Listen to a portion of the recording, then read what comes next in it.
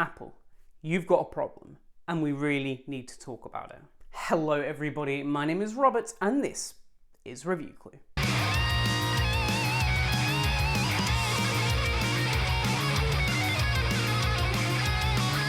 So yes, today is a little bit of a ranty video, but it is something that I feel like everyone who owns an M1 Mac needs to know. This is a little bit of a bug, but it is a big problem. It's going to lead to you owning a very nice paperweight. How this got past any kind of testing in Apple's QA system is beyond me, but it is something that they really need to fix moving forwards. To give you a little bit of backstory, I've been running the Monterey beta on my MacBook Pro for a couple of months and I've been fine with it. It had crashed here and there, but in general I was very happy with its performance. I moved into my new job and started using this device in a much more professional capacity, in a programming way through Unity and through Visual Studio, but I found that it was just too slow and buggy to actually keep up with the beta software. So I felt it was time to roll back. Now here's my first problem. Rolling back the operating system is damn near impossible when you're on a beta because of just the way that Apple has written it. So you go into your settings and you remove your license, and then you have a couple of options. You can either wait for an official update to be released, which will override, or you can go ahead and just delete the partition and reinstall, hoping that you're reinstalling Big Sur. So let's go ahead and talk about that process. First up, I decided that I wanted to actually call Apple support and find out exactly how I would go about doing this. I was told to hold Command, Option and R while resetting the device. This didn't work. This is the first thing, whenever you're trying to get into recovery mode on any M1 machine, you actually now just have to hold the power button for about 10 seconds. So the person on the phone already knew I had an M1 device but was giving me the wrong information. This should have been a red flag for me right away, but I just continued nonetheless. While we were in that recovery state, I went ahead and opened up our disk utility and I saw the data drive. I was told to just wipe that data drive, so I right-clicked and I clicked wipe. It took a couple of minutes and it was fully wiped, so I had no data left on this drive and I was ready for the reinstall.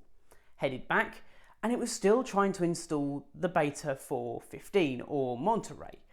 Really strange. We were not expecting it to do this. We were expecting it to have forgotten that it was part of the beta and to be able to let me install Big Sur again. I thought to myself, okay, no worries, this isn't a problem. What I'll need to do is I'll need to really quickly create a drive. This drive will be the drive that's going to actually have my Big Sur recovery disk on. In order to do that, I had to reinstall the beta OS, which was problematic to say the least. I clicked reinstall, left it for about 15 minutes, and we got back into the setup process. I thought, cool, this works. Typed in my username for a user account and waited about 5 minutes. And I waited. And I waited. And all of a sudden, I got this error message that it just couldn't create my user account. I thought, this is strange, I wasn't expecting this. So powered the device off, pressed the power button, and boom. Yep, I had a very nice £900 paperweight. But before we continue with today's video, I do just want to thank my sponsor for today's video, which is Aglia, and these are their truly wireless earbuds. These guys sent these out to me for free to take a look at, and quite honestly, I'm pretty impressed.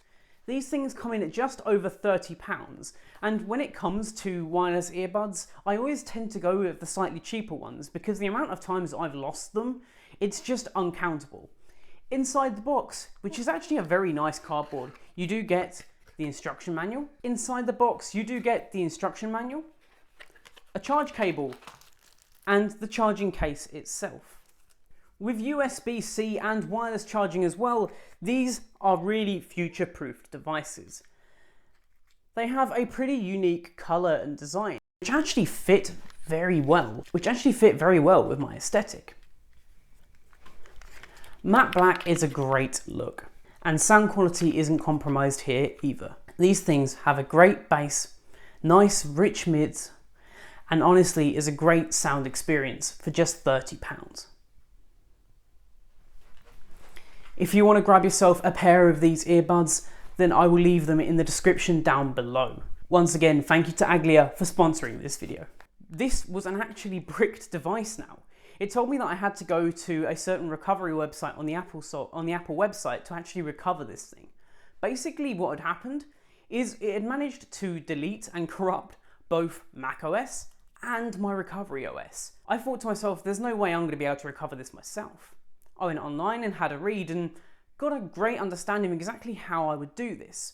It's very similar to having an iPhone or an iPad. Basically, you'd put it into a DFU mode, connect it up to a computer, and you would reflash the both recovery and OS itself. There's one big problem here.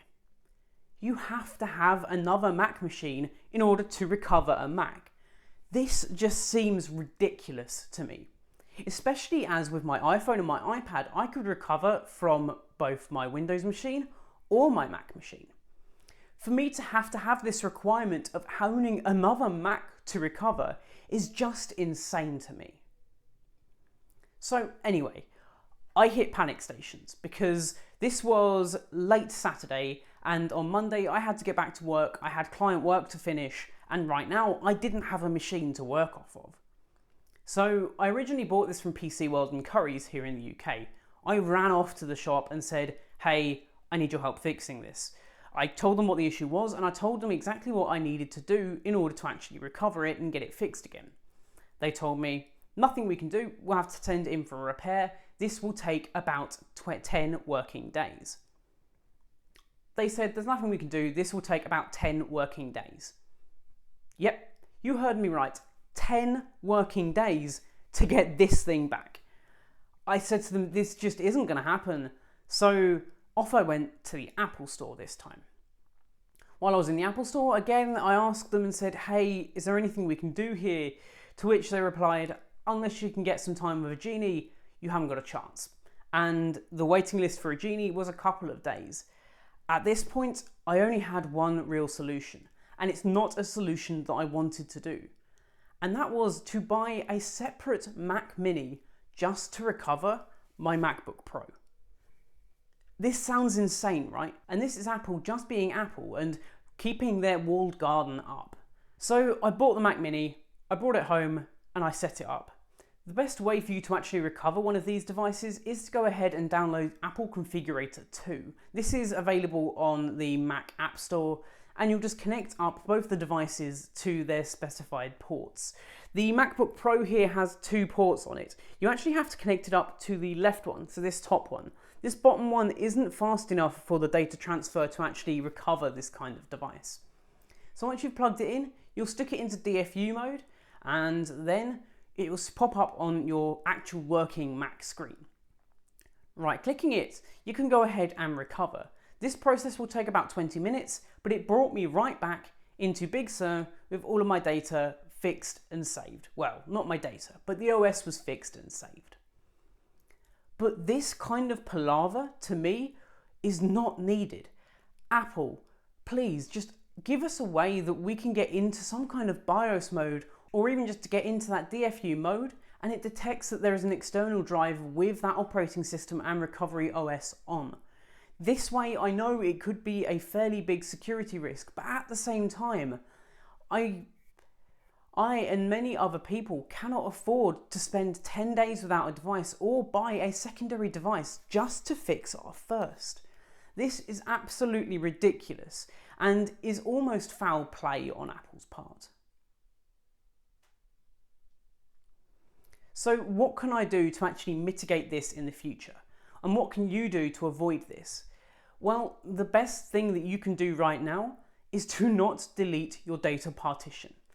Whenever you're in Recovery OS, when you were on a Intel-based Mac, you were safe to do this. There was no real worry or problems. With an M1 machine, there is a big problem, and that is that you will get into the same state that I was in before.